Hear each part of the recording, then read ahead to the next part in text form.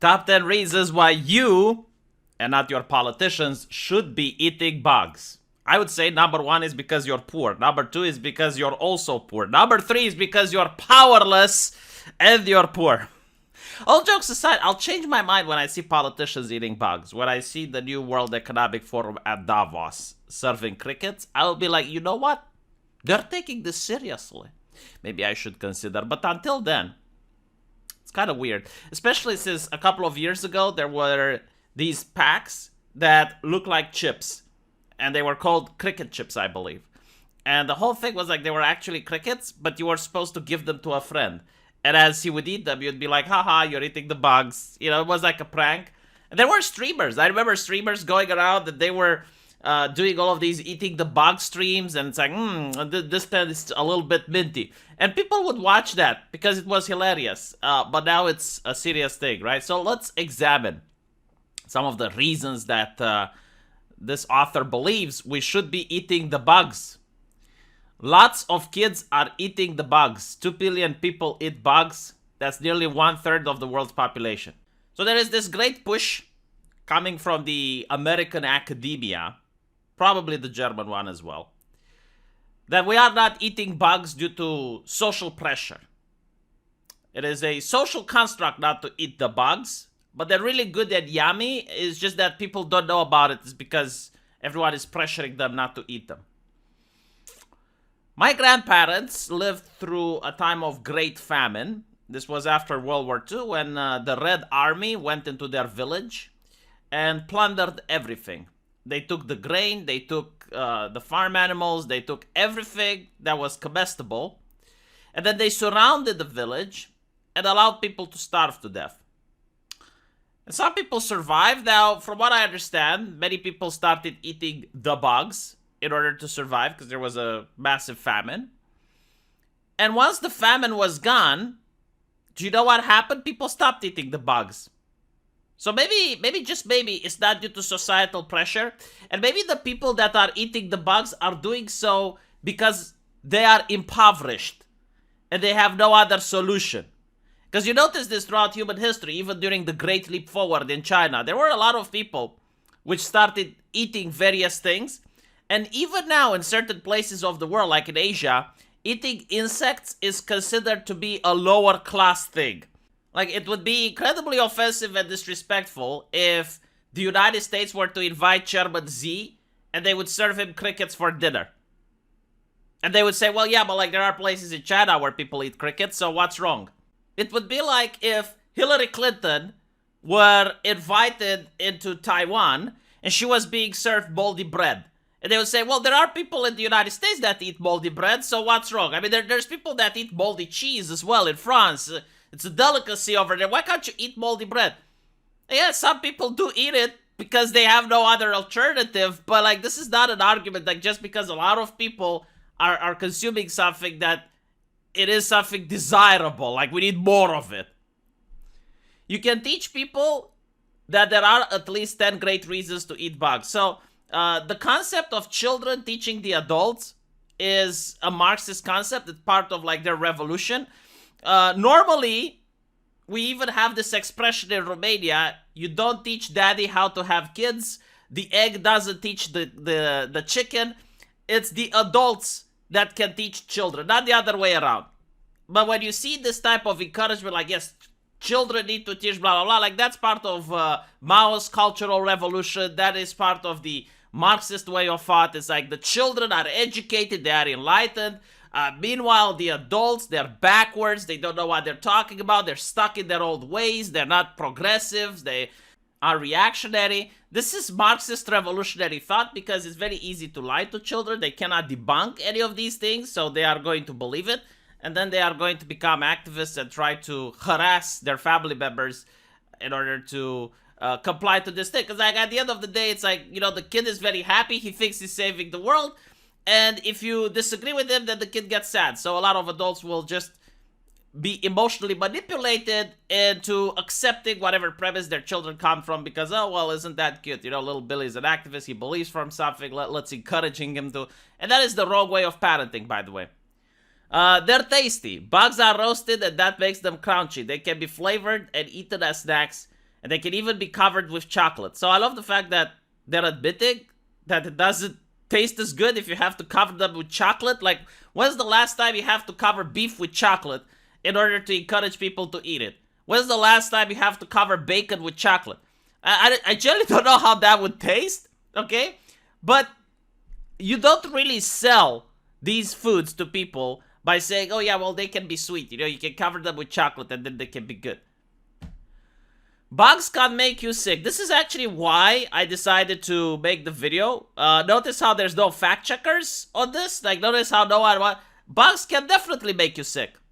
First of all, bugs carry a lot of parasites, but let's assume you would have like some industry standard and you'd manage to make sure that the bugs you're raising artificially do not have any of the parasites.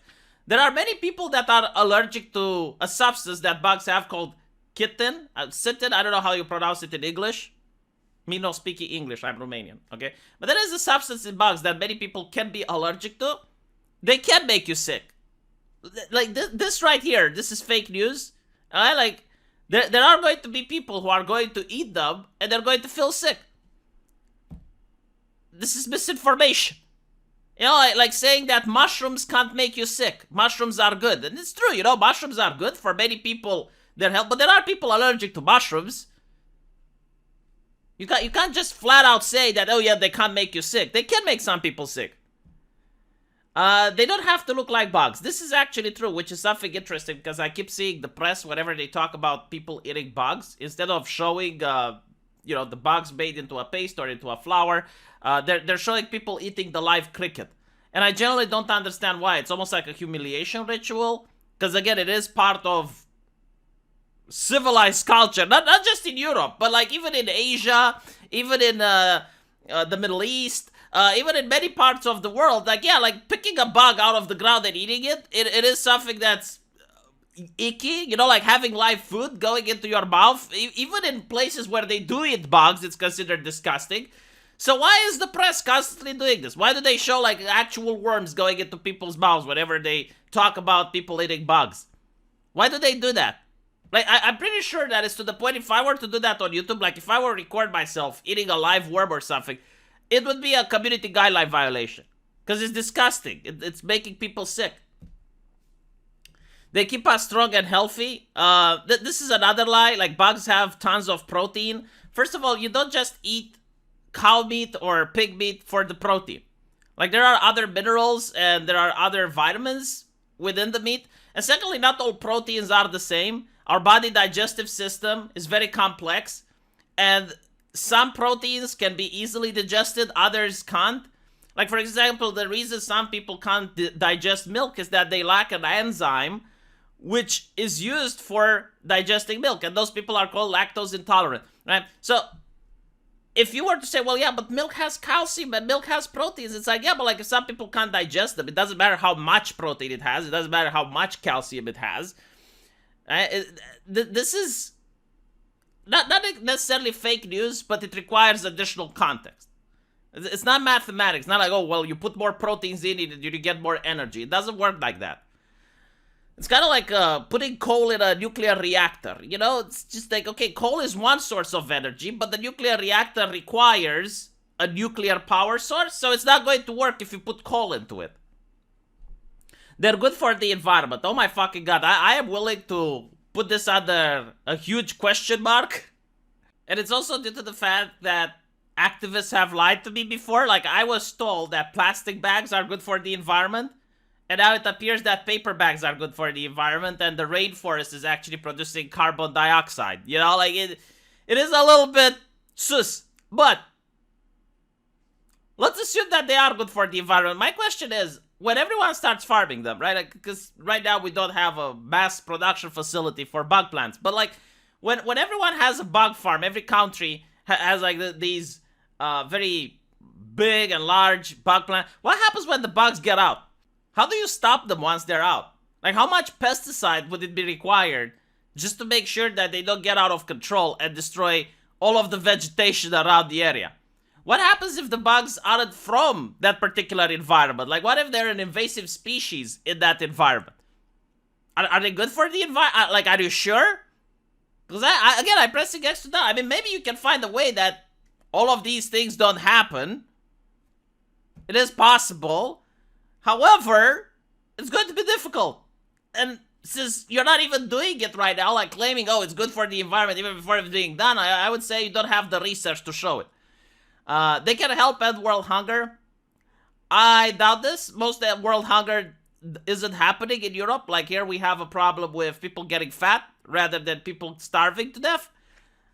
The problem is in Africa, and there's a lot of problems with Africa that no one wants to discuss. Because acts of compassion are actually acts of tyranny. So imagine this, okay? Imagine you're an African farmer and you want to feed the people in your community. And to farm, you farm lettuce, okay? And it costs $10 to make the lettuce. Now, you put it on the market because you want people to be able to feed themselves. But then you have all of this foreign aid coming from Europe, which is free. So your lettuce costs $10 to make, and you're now competing with free lettuce, which comes as a foreign aid from Europe. It's going to put you out of a business. Like, you're not going to be able to expand your farm. You're not going to be able to continue growing. You're probably going to sell your land to China or Saudi Arabia.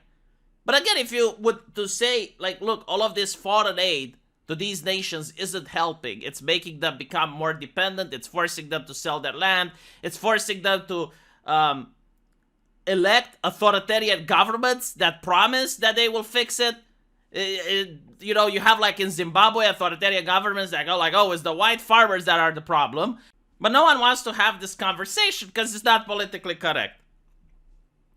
This is another argument that really annoys me. It's cool to try new things. It's fun to tell your friends how good they taste and tell the cool ways being an entomophagist helps our planet. My god, this is the most creepy shit that I see. Like, keep this piece of information away from my children. It's like, it's cool to try new things. Smoking, little Billy? How about smoking? Do you want to try pot, little Billy? How about alcohol? It's cool to try new things. Driving without a license, little Billy? God. No, it's not cool to try new things. It fucking depends. Some things are cool, some aren't. Jesus Christ. This comes from California, yeah, doesn't it? It's cool to try new things. Have you tried being a Nazi, little Billy? I mean, it's cool to try new things. Have you seen anyone trying it, Billy? Like, have you seen any actors, any celebrities, anyone on social media? Do you have any friends that... No, you don't? Oh, well, maybe you should try, new Billy. They can help us stay fit and trim.